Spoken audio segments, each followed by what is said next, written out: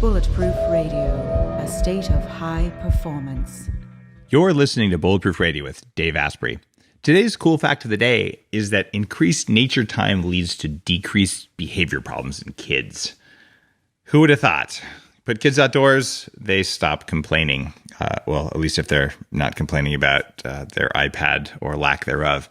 Recent research that just came out shows that spending time in nature has a bunch of different health benefits. Environmental programs around the world are trying to treat this nature deficit disorder.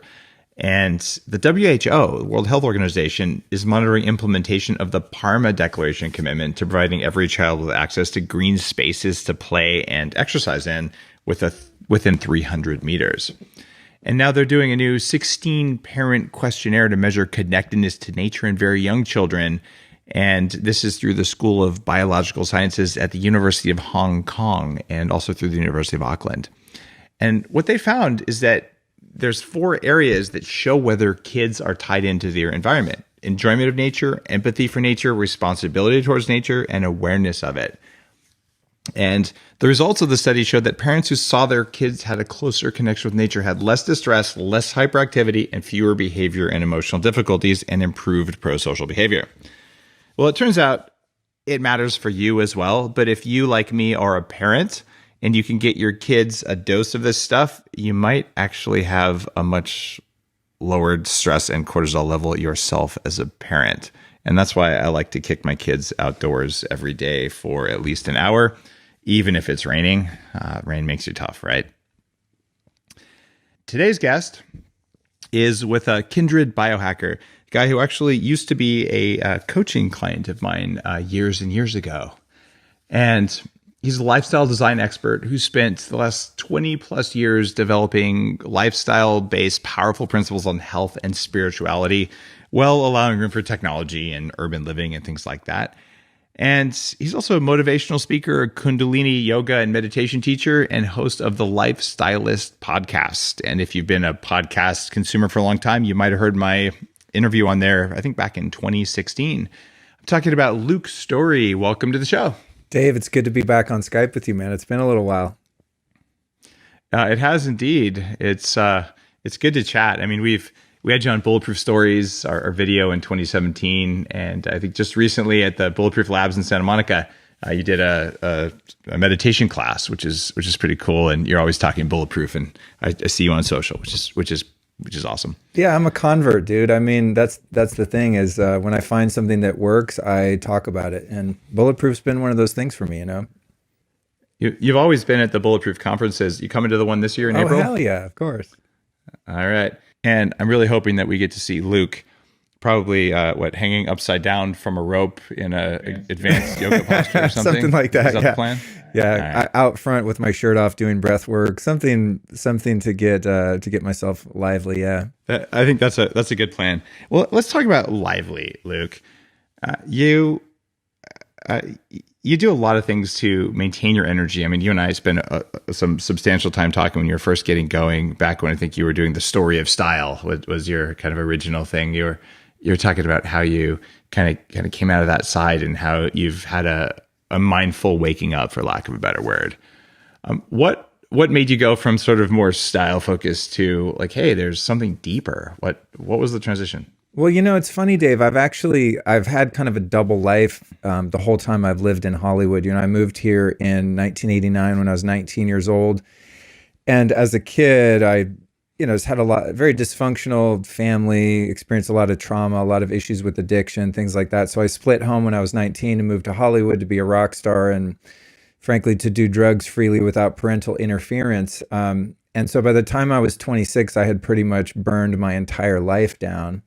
And at that point, I started really getting into health and spirituality. And back then, health was, you had infrared saunas, you had like smoothies at the health food store with bee pollen and bananas, and giant carrot juices, like the early days. I'm making kombucha, stuff like that, colonics, the things that were big kind of in the 90s in the health scene. So I got into all of that to detox my body from all of the self-destructive Hollywood rock and roll lifestyle that I'd been living. And then, started getting into meditation and reading spiritual books and all of that. But what I did for a career, in addition to playing music, not that successfully, I mean, financially at least, is I became a fashion stylist. So at 26, I sobered up. My first job after I had this kind of awakening and was rendered thankfully sober, my first job was working for Aerosmith's fashion stylist.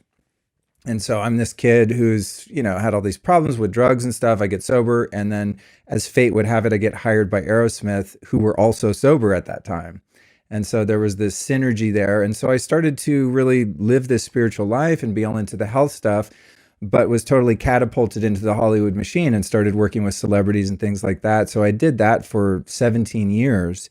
Actually just dressing rock stars, celebrities, and working in the Hollywood kind of company town machine. But in my off time, I actually wasn't really interested in much of that at all. In my off time, I was going to India to learn how to meditate and trying every kind of supplementation and biohacking device and all of the things that you and I are into. And then 10 years ago, started my fashion school called School of Style, which I still own and operate now. It's an online business. So it's like I would turn my friends on to all of these practices and we'd all be detoxing and learning all these strange types of yoga and doing all that stuff. But then my day job was like back to Mr. Fashion, Mr. Hollywood. So 3 years ago when we were doing coaching and I was, wanting to exit that industry because it was very unhealthy. And also I just had kind of lost my passion for it. I made a decision to just completely shut that down with the exception of my school and move into this space. And so now it's been 3 years or so that this has kind of really taken off with the podcast as the catalyst and then doing, as you said, a lot of public speaking events and things like that. And so it's like for me, I've been doing this the whole time for the past 22 plus years. But to other people on the outside, it appears like, oh, wow, so you just kind of came out of nowhere 3 years ago. But this has always been my deepest passion just because my life has been transformed so much by all of these different practices and modalities and all that.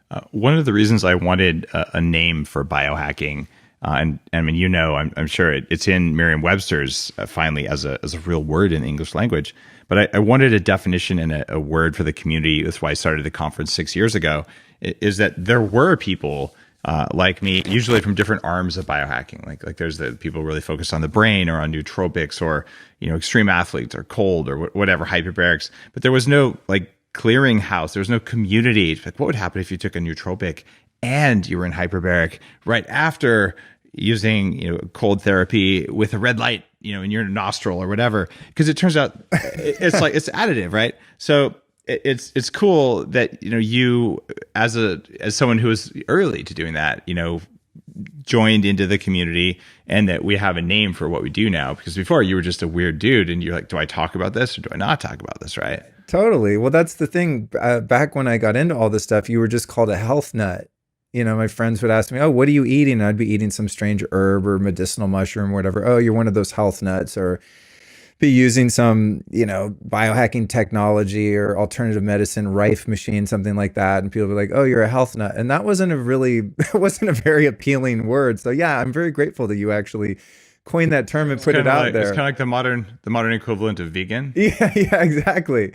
So it is good that there's actually something to call it now. And also, I think that something I talked about at Upgrade Labs recently, is, I did one talk that was all about water, actually, about, just procuring spring water and just, I'm such a water fanatic. So that was one talk. But then I did one, as you said, kind of on meditation and mindfulness. And, to me, all of the physical practices have been just a catalyst for me to really strengthen the vehicle of the body to do my real work and my mission here. And I think that's something that we share. You've expressed that at times in the past where, the health stuff is great, but that's not going to give you necessarily lasting fulfillment.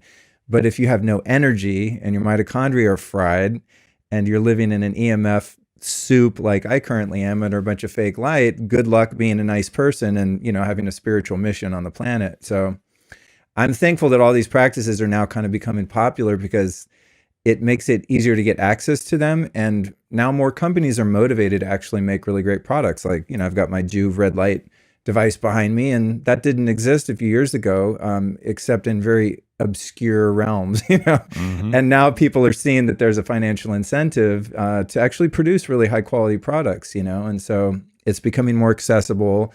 and also more acceptable. You're not considered a weirdo. I mean, I'm always shocked, like, especially, I think I'm about 65% female fan base on social media and my podcast. And I'm always shocked that they're so obsessed with biohacking, because it's such like a male normative kind of nerdy thing, or at least it used to be. And now it's like, there's a lot of women biohackers. I know, well, that's what I'm saying. And even in my, in my former industry in Hollywood, I mean, all these celebrities are, going to the cryo centers and going to upgrade labs and really getting down with all this stuff. So I feel like, I've been kind of doing my woodshedding for the past 22 years and really integrating all of this stuff, and now have an opportunity to create a platform around it, and people are receptive, which is just so cool. I mean, it's easy to get trapped in this kind of fearful mindset. And you got this, we live in a blue lit microwaved world, and the water's toxic and everything around you is bad. And like you see that out there, right? And it reminds me sort of like the like the orthorexia kind of perspective, that idea, like, oh my God, if I eat the wrong thing, I might die. And like, if I turn on the wrong light, I might die. And so there's that kind of negative energy sort of thing. But you actually talk about negativity fasting. That was actually, I think, at Upgrade Labs, if I remember right.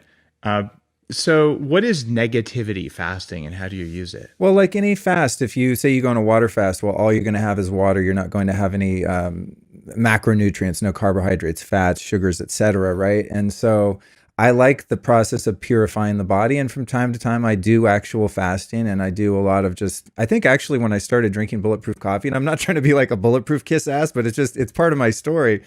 But I started intermittent fasting without even knowing it, just because I was getting ketones. Yeah, totally. Right. It's sort of, you're like, I didn't want breakfast. Done. Right. Yeah. So I started to notice everyone in the office was like whining all day about eating lunch. And I'm like, what is wrong with you guys? It's only 5 o'clock, It's like, but anyway, I see the value in withdrawing from certain activities, whether that be food, drink, sex, whatever, in order to kind of recalibrate. And so when I talk about negativity fasting, it comes from, I think, originally like Emmett Fox and some of those early metaphysical sort of Christian scientist teachers, Napoleon Hill, these kind of guys that were around in the 20s and 30s. There was a real strong movement at that time, which was all about the mind and really having dominion over your thoughts, and the fact that thoughts carry energy and they actually have power. And so I started to notice when I got sober, because I was just so, oh my God, just suicidally depressed and homicidal, and just had racing obsessive thoughts, and was just a neurotic basket case because of all the damage that I'd done to myself in those years that I was on that path. And so what happened for me was I started, sobering up and detoxing my body, but my mind was just so perpetually negative, and it was like I was addicted to complaining. Whether or not I was, whether or not I was verbalizing it or not, sometimes just in my mind, like, God, those bastards, just resenting people and hating people, or ruminating on guilt and shame about mistakes that I'd made and things like that. And so you had a voice in your head that was mean. Yeah, very mean voice, a real a-hole living inside my brain, and I couldn't shut it off, and hence doing 40 years of Zen, neurofeedback. I mean, I've done a lot of things on a physical level too to assist the brain, but really this is more of a spiritual practice. And negativity fasting, it's anytime that my perception paints something as dark, negative, wrong, bad, is to get really quick at sort of like thought sniper type practice, where I'm seeing anytime my mind says that's bad, that's wrong, and deleting that thought and eliminating that thought. And it's really kind of based on the Shakespearean principle, there's no such thing as good or bad, only thinking makes it so. And that's hard for some people to hear, especially your skeptic analytical type, but I truly believe that reality is created by the thoughts we have, because that's been my experience. So negativity fasting would be like, I go out to my car right now and I get a parking ticket. And one way to look at that parking ticket could be like, F you, City of Los Angeles. Are you serious? $85? Really? $85. To some people, that's like a couple days of groceries. And then just start ruminating on how wrong it is, what a victim I am, how I'm going to pay them back and get them and change, the whole thing. When another way to look at it would just be like, that's interesting. There's a piece of wood pulp on a piece of glass that's connected to a piece of metal that's on 4 pieces of rubber that's sitting on some asphalt. and it has something called ink on it that's supposed to mean something to me. And plus, parking was going to be $50 if you paid for it. It was really just $35 Yeah, convenience right. fee. That's the way you look at it. Exactly. In LA, that's true. So, the negativity fasting is just like, it comes back to the Course in Miracles too. Would I rather be right or would I rather be happy? Making that choice of, self-righteousness, indignation, complaining, fault finding, or actually making the decision to have some sort of authority over how I'm going to feel. And to me, my feelings and emotions are usually dictated by the thoughts that I give energy to. And so it's my daily practice to not say anything negative about myself, about life, about reality, and if possible, to squelch even negative thoughts as they arise, because they're still going to come, but they only really start to grow if I give them energy. And this is a practice for anyone that's in recovery from addictions, like I mentioned before. I mean, this is ground zero. You've got to do this. Otherwise, life becomes so painful from having a negative perception of it that people like me seek ways of escape from those negative feelings that can sometimes be very destructive and even life-threatening at a certain point. You talk about how, in your experience as a biohacker and a meditation teacher and all that reality is created by your thoughts. What role do emotions and feelings have in creating reality? It's interesting. I've noticed that it's definitely true for me and most people that I've worked with and observed that a feeling is oftentimes a result of a thought. There's a thought about something, and then the mind has a perception, then it creates this, usually negative or sometimes positive feeling. But there are times where a feeling just comes up and it can't really be identified. And then so what happens is the mind tries to find out what's wrong in the environment, and the ego comes in and tries to sense what the threat is. And then you have this rumination thing where you're going think, feel, think, feel, think, feel. And that's a real trap. So my practice in terms of emotions and feelings and sensations in the body is really learning how to allow them to be there, even when they're painful and uncomfortable, and not to get caught up in the habitual mind game of trying to label those feelings or find the cause of those feelings or trying to escape.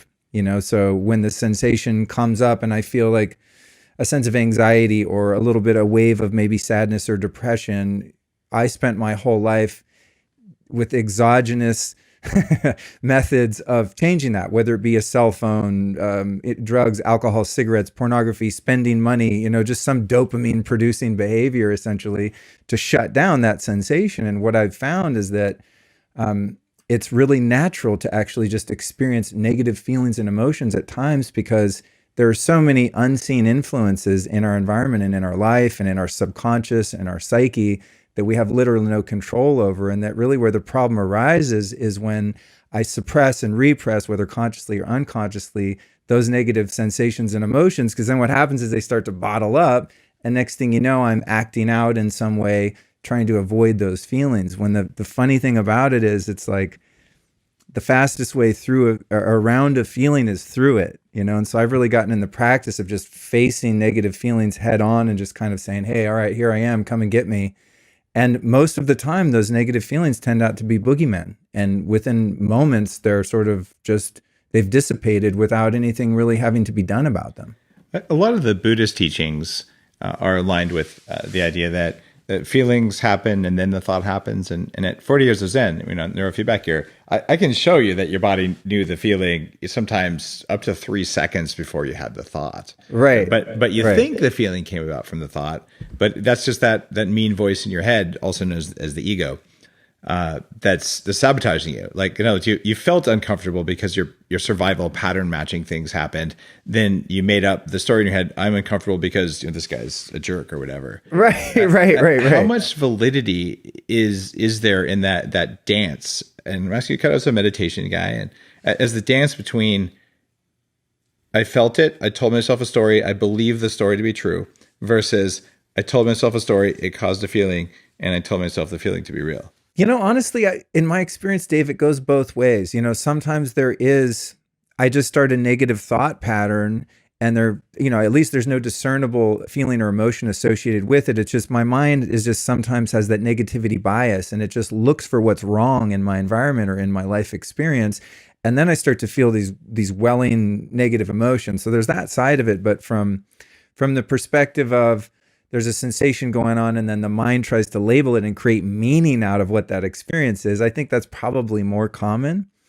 And I know we've both interviewed Byron Katie, who I just spent 4 days with over New Year's. I did something called a mental cleanse, her New Year's mental cleanse, which was a very arduous, hardcore experience of really taking a look at that voice in your head. And it was funny because I was having, I just sort of started exploring a new relationship, and I was getting triggered by the relationship because I'd taken a year and a half off from dating and sex and all of that, and just really, really went inside and just reworked a lot of things within myself. And so I started to re-enter that, and I was at the Byron Katie thing kind of freaking out. And you do this thing called the work, which is where you put your thoughts on paper and you question whether or not those thoughts are true. And so I really got to see in real time, I've been into her work for ages. I think I saw her speak 25 years ago the first time, but she's OG personal development. Oh, I mean, she's fantastic. Love she's that just, interview. Yeah, she's locked, she's made something so complex within the human experience so simple. And so in a situation like that, here I am. So I'm at the Byron Katie event at some crappy kind of not cool looking hotel by LAX, and I'm starting to feel these emotions come up because I'm afraid, I'm being vulnerable, I'm being intimate with someone, I'm starting to open my heart a bit. And so these feelings come up, and then my crazy mind, I was watching it in real time as she's doing her course, my crazy mind starts creating meaning out of these scenarios. And then, like you said, those thoughts start going, but without the ability to, whether it's through her modality or not, without having the ability to actually question the validity of those thoughts, they're just going to take me over and run with me. And it all started just because there was an uncomfortable feeling that, as you said, the ego, the mind has to come up with some sort of categorization or meaning behind it. And in that is where the real suffering happens. It's a constant dance. And the longer I do meditation retreats in Nepal or neurofeedback, the 40 years of Zen stuff, I just get more and more aware. I pretty much never trust the story. It's one of the laws in Game Changers. Totally. Your story is probably wrong. It's an assumption, and it goes back to the Four Agreements, a book. Right. I'm sure you've read it. I think I've seen you talk about it sometime or another. And one of them is don't make assumptions. And usually in your story, you're assuming you know what the other person's thinking, and you're usually wrong. You only know what the other person's doing. Right. And if what they're doing is, out of integrity, you're like, well, I know that they, slapped me in the face. Well, that's pretty hard evidence that there's something not okay going on. But, that voice, well, maybe she's texting me or not texting me because of whatever. Like maybe she was pooping and she didn't want to text you. Like, you just don't know. Totally. It could be something stupid or gross or whatever. And you don't know, but you're going to make up this whole story. And it's just, I think, part of being human, but I don't have that voice in my head anymore. It's gone. And that's been really useful for me. Well, listen, man, whatever you're doing, I need to do more of, because mine's gotten much, much better, but there still are times, every once in a while I get trapped for a period where the mind is making up some narrative about reality, and I'll actually believe it, and I think that's the real goal of ascension, and what I would consider enlightenment, is to become free of actually believing the fake news that your mind creates. I recently did a talk in New York, and that came to me. I said, you know what? The mind is fake news. You really can't trust it. You can use it to do math. You can balance the books. You can go get your, tire changed. I mean, the mind is great for a lot of uses, but it's not very good for deciphering other people's behavior and for, as you said, making assumptions and guesswork and trying to figure out how to become safe. And that's really, I think, useful information, especially because in many traditions, the ego is considered like sin. We demonize this thing that's trying to protect us. It's just doing its job. It's just the animal part of us trying to figure out, use the mind, the supercomputer that's there to protect the animal. And it's trying to figure out what the other person's doing and what this means so that it can become safe. And I think that, once we realize that it's innocent, that it's there for our benefit, but that it's not to be trusted, we're on our way to being on the right track. And, to live a life where that voice is quieter and speaks up less frequently, and where we believe it less, is the real key to fulfillment and happiness. It's kind of funny. We're both biohackers, and here we are talking about the age-old stuff that people have been working on for thousands of years. How to get on top of it. You've done a bunch of neurofeedback.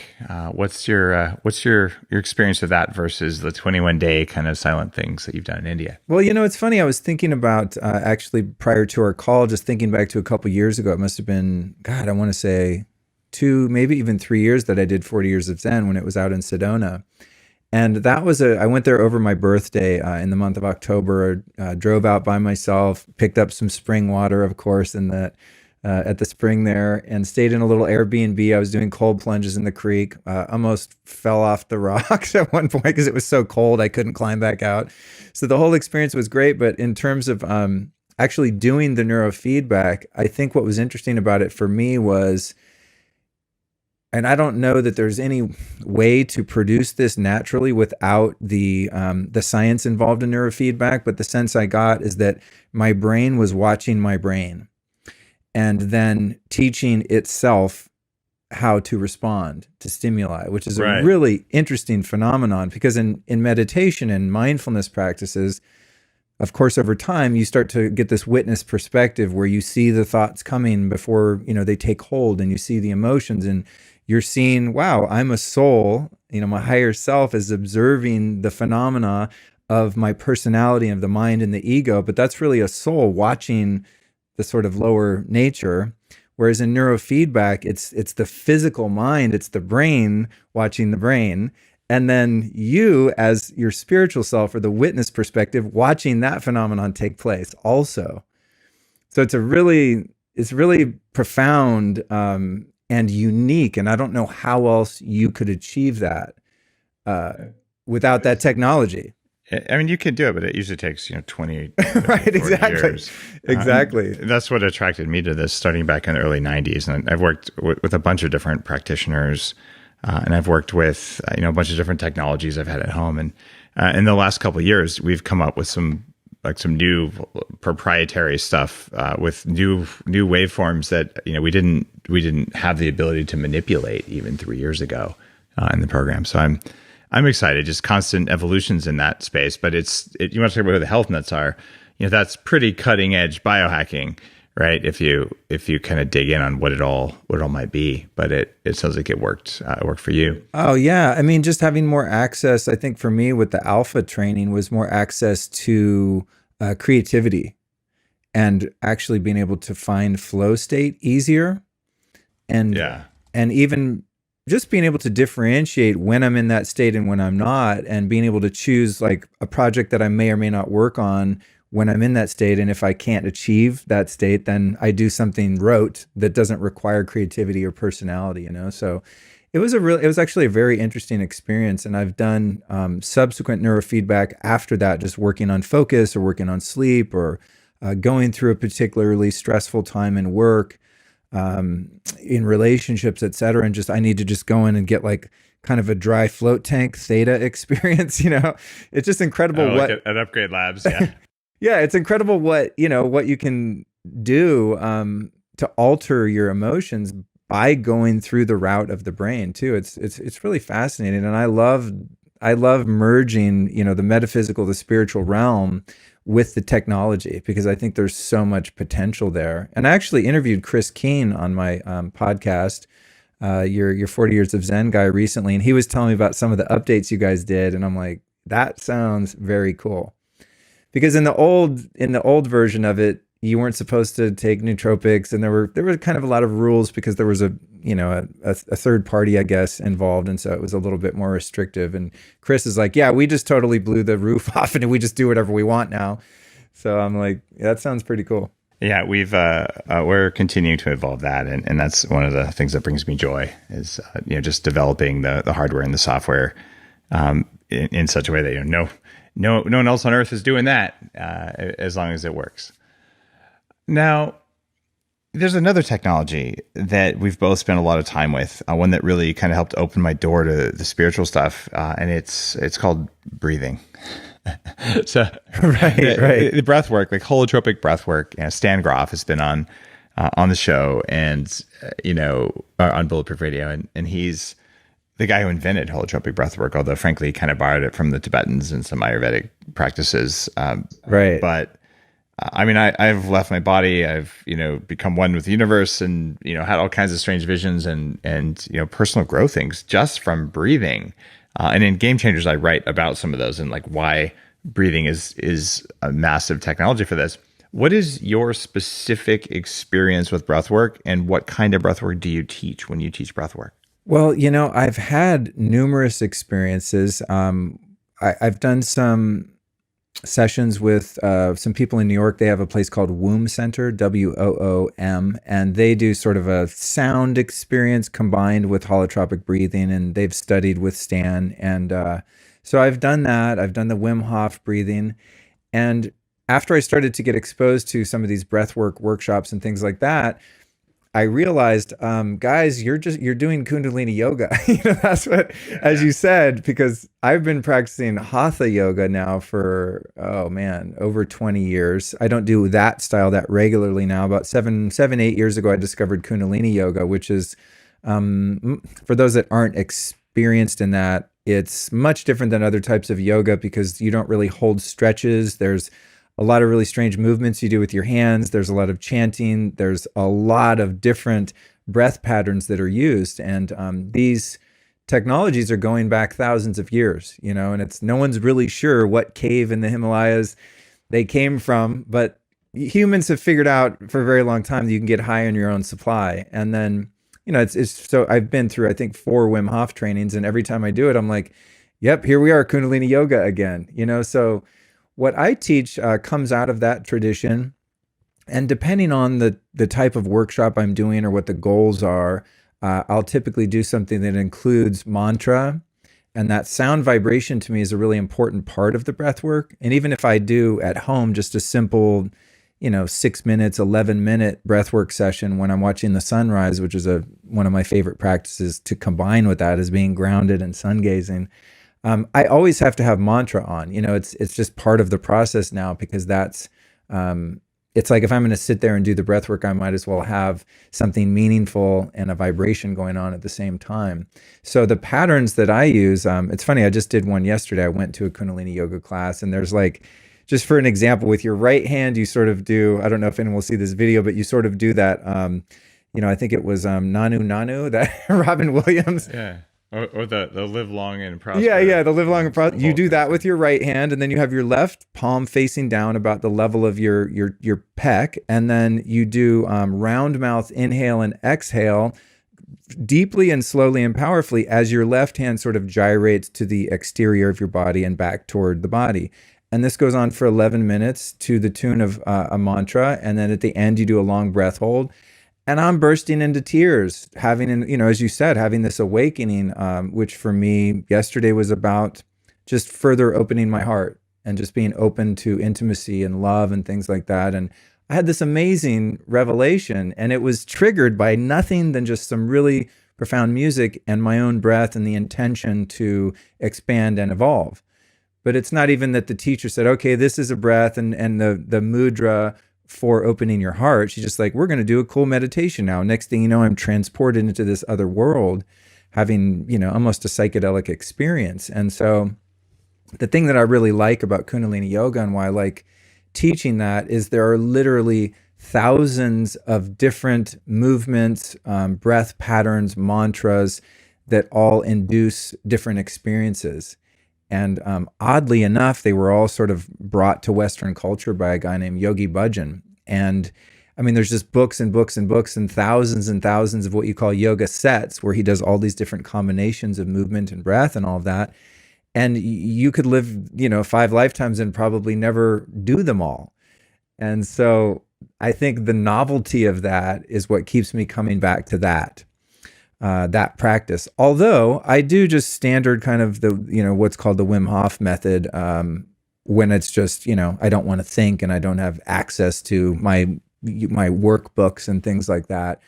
But I think this is just something that's inherently largely been lost in our domestication, is our access to the elements. And it's funny when you read the fact of the day, because when I was thinking about the final question that you ask, or I don't know if you ask it anymore now that you have a book out, but I was like, it's connecting to nature and getting in touch with the elements. And one of those elements is air, and we need it.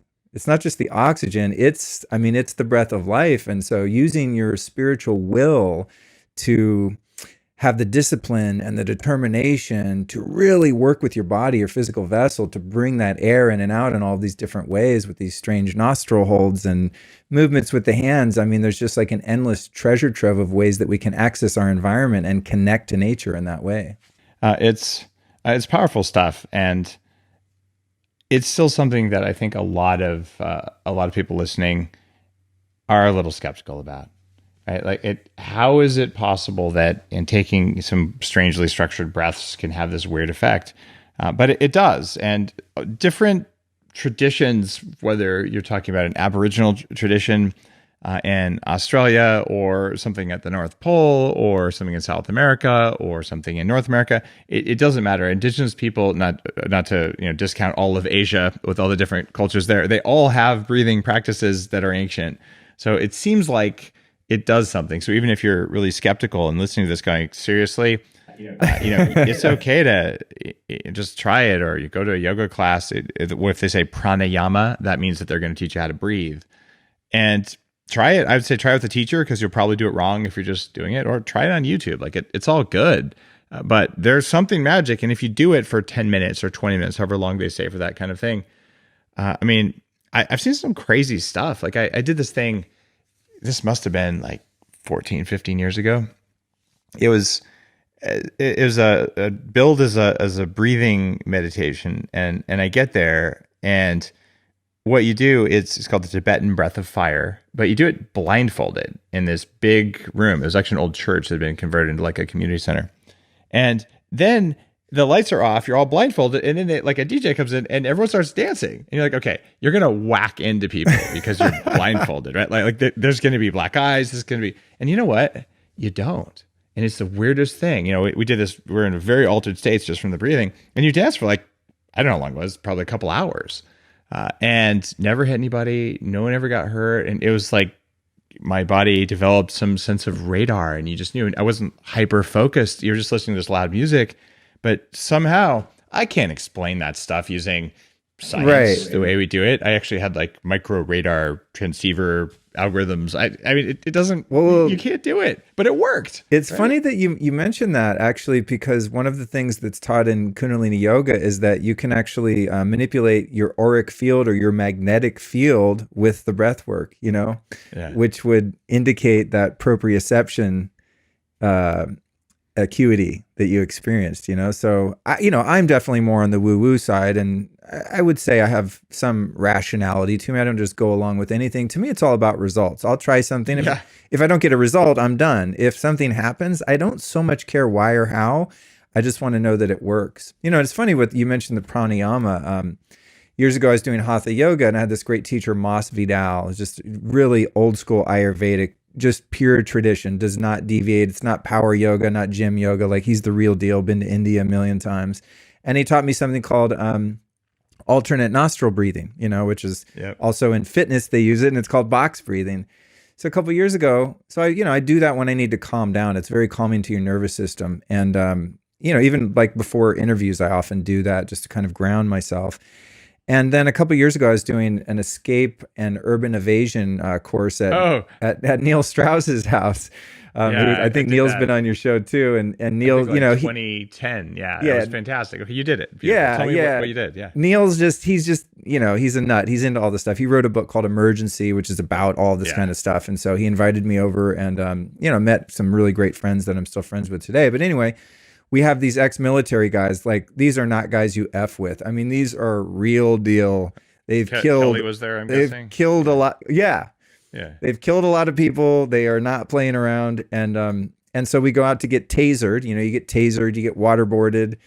And then they're like, all right, we're going to teach you this breath. It's called combat breath. And I thought, oh, wow, fascinating. I love breathing. So what have you got? And they go ahead and they teach me the Ayurvedic, ancient yogic practice of alternate nostril breathing. That's literally what it was. And they're like, this is what you do when you get captivated in Afghanistan and you're going to be beheaded. This is how you calm your nervous system. And so, there's experiences like that validify from sort of the linear world of science and practicality that actually validate these practices and their efficacy. And I find it interesting when a practice or a modality crosses the lines like that. That to me is something to pay attention to. You talk about having a soul mission or a life mission in some of what you do. And you've talked about how you went to Date with Destiny with Tony Robbins. And Tony's been on Bulletproof Radio and you're kind of a larger than life figure. And you said you came out with a laser focus on your true purpose and to follow your life's mission. But I know a lot of people, people who are reading Game Changers right now, and people have asked me over the years, like, how do I know what my life's mission is? How did you figure out what yours was, and what is it? I mean, Tony Robbins is just a force to be reckoned with. First off, if you go to one of his events and something doesn't happen for you, you might want to check your pulse. Whether his personality jives with you or not, he's figured a lot out psychologically, and he knows how to change your energy. So definitely something I would recommend to most people. Is the funniest thing about doing a Tony Robbins thing for me is the most challenging is I'm really picky about music, and I can't stand like techno kind of music.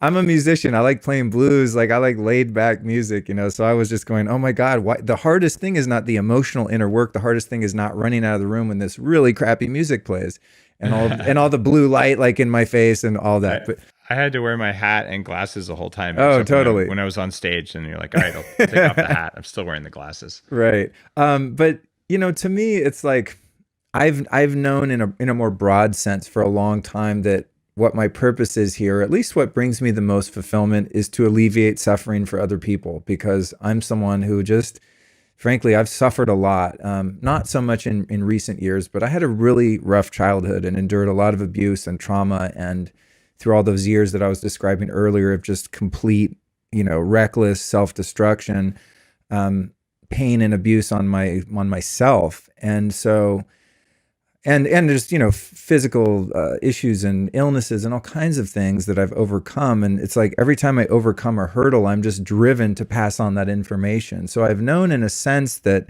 my mission is to help alleviate suffering for other people in ways that I've done so for myself. Because once I crack the code, it's like, I'm like, oh my God, I got to get on top of a mountain and share this information. You don't have to suffer. Like you find something for, like neurofeedback. Someone has PTSD and I'm like, you can cure that in a few weeks.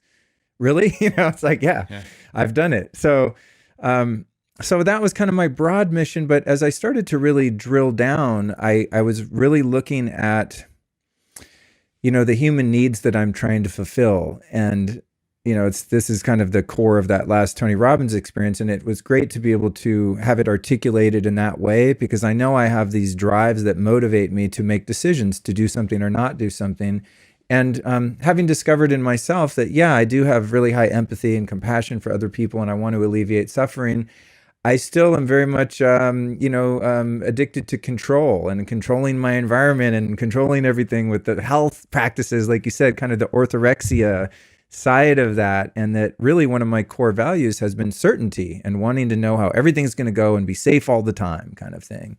And when I really started to look at that, not that that's a wrong way to live, but I started to see that, all of the things that I've done professionally or personally that I've thought were to achieve certain goals, really at the end of those goals, if you sort of look over the hill, okay, so if you get the career, if you get the house, if you get the wife, the family, the notoriety, the fame, the money, whatever it is that you're going after, what's on the other side of that? Well, the other side of that is a sense of love and connection, and so having really reoriented myself as that's the thing that I really want.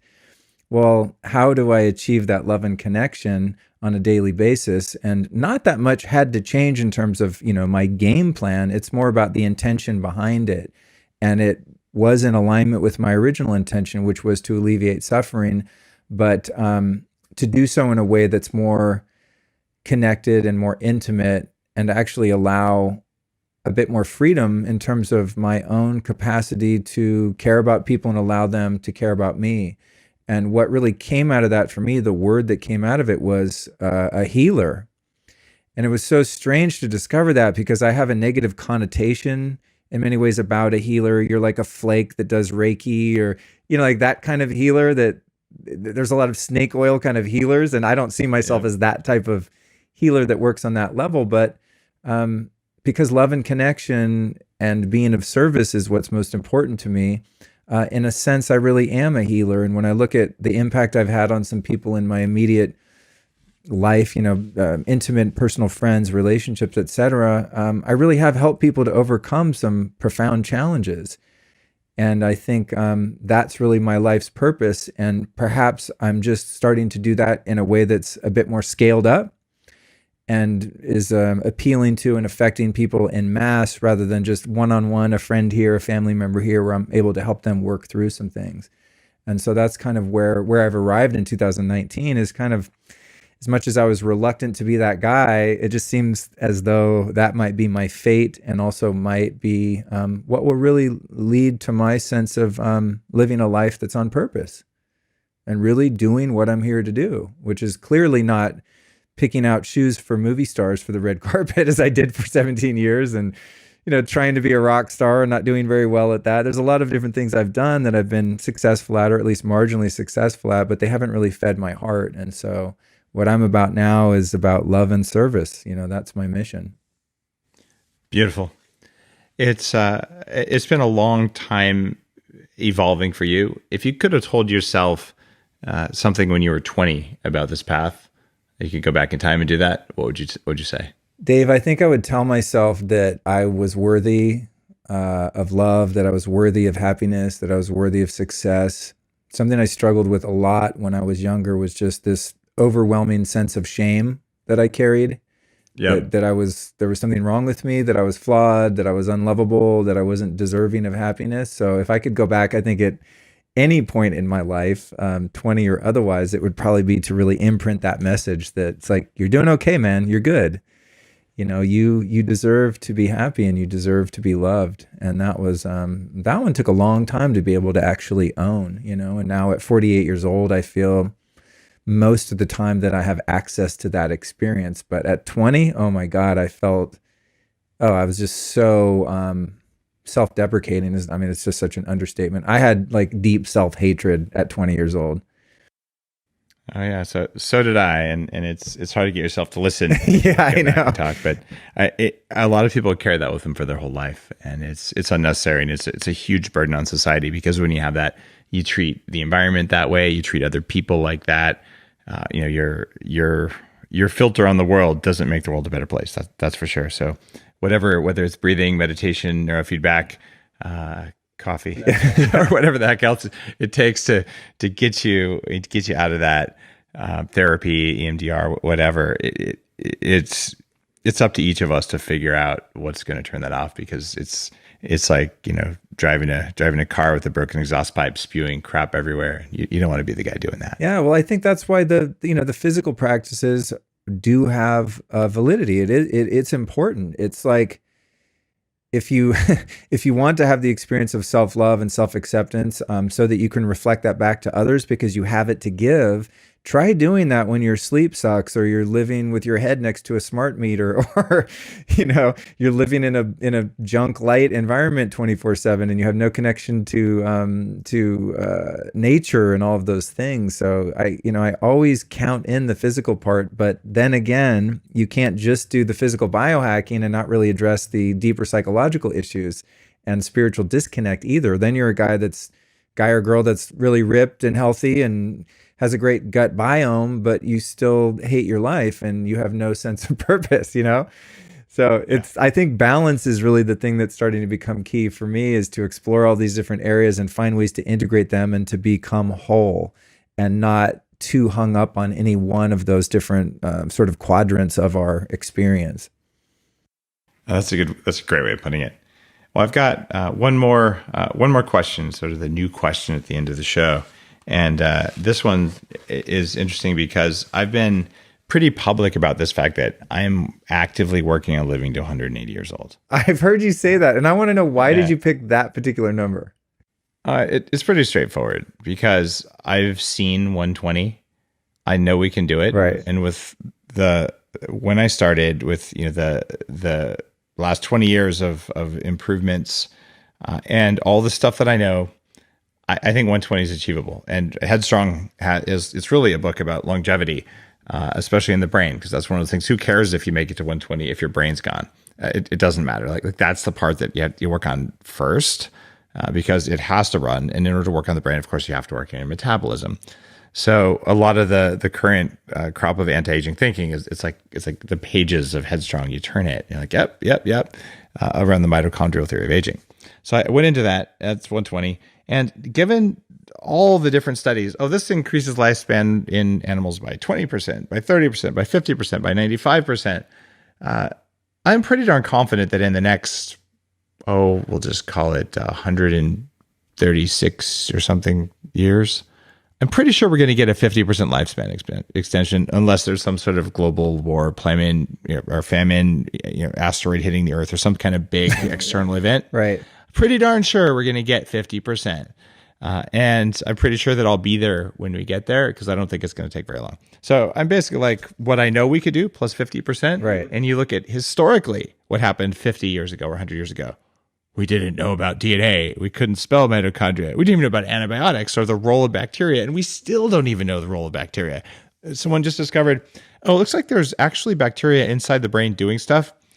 And it's not an infected brain. It's just kind of part of how the metabolism works. So there's probably a brain microbiome too, but we never noticed. You're like, that's kind of mind-blowing, literally, if it's the wrong bacteria. Right.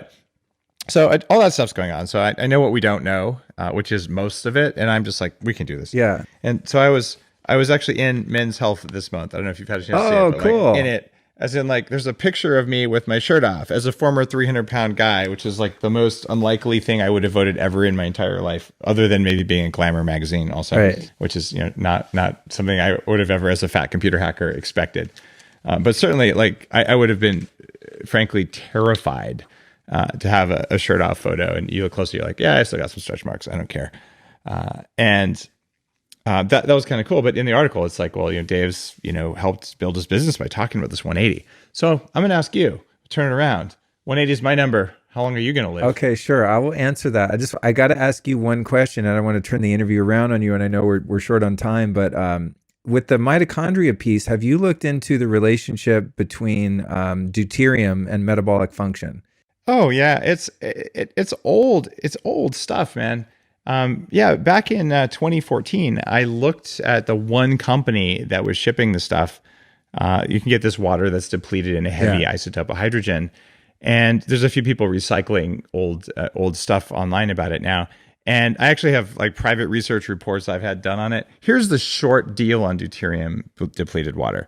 It's terribly expensive, and it makes a very small difference in mitochondrial function compared to anything else. You want to look at ROI on your time and money and things. That's an example of orthorexia gone mad. If you're dying of cancer and you need that 5% bump and you're willing to spend $2,000 a month to get it, or to like freeze water and break it and freeze it and all this other crap, yeah, go do that. But maybe if you took that time and you did breath work, meditation, and got some sunshine, the ROI is about 10,000 times higher. Okay, interesting. So yeah, deuterium, it's a mouse nut. It is so small and so inconsequential. And by the way, if you're going to be going after deuterium, you got to be going after radioactive potassium, which affects, you know about that? No. Oh, well, there you go, right? It's called the banana equivalent dose. And it turns out a substantial portion of potassium in our environment is also a radioactive isotope, just like you have from deuterium water. Whoa. So basically, you better, how are you going to filter that? You can't. So you can spend your life worrying and just being terrified and living in a microwave blue lit world full of deuterium and bad water and threats from the angels or whatever the hell your current windmill to tilt at today is. Right. But here's the deal. Focus on what gives you the highest ROI for your energy. And I'm telling you, after spending a substantial amount of time running down that rat hole, the ROI isn't there for deuterium depleted water. It's terribly expensive and just not necessary unless you're dying of cancer. Well, thank you for giving me that perspective, because I recently did about 6 hours worth of podcast content on the topic, and I got my levels tested. I did the water, which was quite expensive, for 2 or 3 months, and I got my deuterium levels way down. Now, as far as what that's going to do for me, I've yet to see because it's quite recent. But and how do you feel? Same as you did before? well, it's tough to say, Dave, because I just found out about 3 weeks ago. Unbeknownst to me, I've been living 100 yards away from two giant cell towers that were hidden behind this faux wall. I just randomly discovered it one day.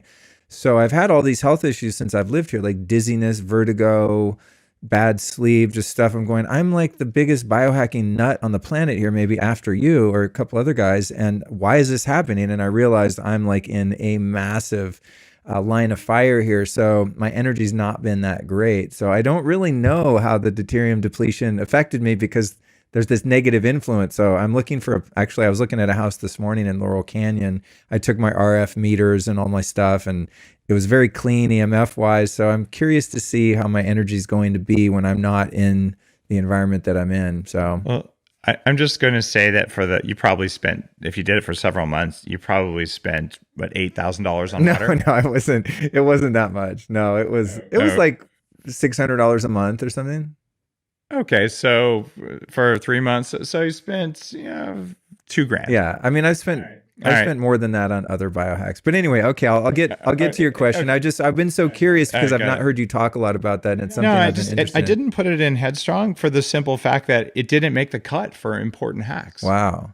Right, like I mean, you look at $2,000 on that. If you would have just bought RF blocking paint and curtains, right, and put those up for $1,000, you probably would have had $1,000 to spend on grass-fed burgers and felt better. I'm just like, that's why you can you can spin a yarn out of it, but I mean, I can say if you have unlimited money and unlimited time, you could do it. And I mean, I've tried the water. If it was a nickel a bottle or like the same price as other water, sure, throw it in there along with structured water. But exclusion zone water is 10,000 times more important as far as I can tell. Yeah. Oh, one thing I did, one anecdotal thing I can testify for the depleted waters. I got a dog, my first dog, Cookie. I got her about 6 months ago, and she had horrible allergies. And I got her on like a nice keto, super clean, raw food. Very, very clean doggy diet. And it didn't really help, eliminated the grains and all that. And then I put her for 3 months exclusively on the deuterium depleted water, and all of her histamine sort of allergies, scratching, hot spot shit just went away 100%. And that's the only thing I changed. So there might be something to that. Yeah. There is a histamine relationship that I can't begin to explain, but I think that was my one win so far. All right. So the answer to your question, if I could, what age do I want to live to? It's funny, Dave, because I really have a strong sense that there's a lot of reincarnation going on with us human bodies and souls. And I feel as though I've been here quite a few times, and it's possible that I might come back again. So from that, I guess it's more of a Vedic worldview perspective that I have. And so from that perspective, I really don't want to be here any longer than I'm supposed to be. It's like I feel that there's an ordained sort of expiration date on my time in this body, kind of like, the end of a movie's coming at 2 hours and 3 minutes, and it's just going to end when it's going to end. That said, I'm feeling like I'm making so much progress within this one lifetime in this body that I'm not eager to leave it at all, because I'm really growing by leaps and bounds. And I think my soul's evolution has come a long way. So I don't want to put a number on it, but I would like to say that I'm not so concerned with how long I live, but how well I live. I want to live until the day where this meat suit stops functioning effectively and I'm suffering. I don't want to be old and decrepit and suffer. I want to live as long as that universal intelligence has designed me to live, and long enough for me to fulfill whatever I'm supposed to fulfill in this life experience as this thing they call Luke's story. It's really an interesting perspective. If you look at the human body as kind of an eddy, it doesn't really exist because you take food in and you shed cells. So you're actually just taking matter in, replacing matter, and then getting rid of matter. The day you stop moving and evolving and learning and growing, it is the day that you're basically dead. That's almost the definition of death right there. So my real age isn't 180 either. I'd like to die at a time and buy a method of my choosing. Right. So when right. I'm done, I'm done. Right. But I'm pretty sure that there's enough big problems to solve and just this amazing world we live in. I'm going to be amused for at least that long. Absolutely. Well, it's funny you mentioned that because some of the great yogis and saints, especially from India, there's all these tales where they've come to the ripe old age of 90 or 101 or whatever they were, and they made the decision, okay, I'm ready to drop the body, and very and very peacefully just said, okay, I'm done with this particular incarnation. I'm just checking out. And they've got their devotees around. They're like, okay, bye guys. And that's the end. Like, I'll leave you a few relics. Yeah, exactly. So they're off to the races. Interesting perspective that way. I kind of like that. I think that would probably be in alignment with me. It's, as long as I'm useful here, I want to stay. And when I'm not, I'll freely leave and pop into some other little embryo somewhere across the planet somewhere. All right. Well, here's to staying useful. This was an episode with Luke Storey.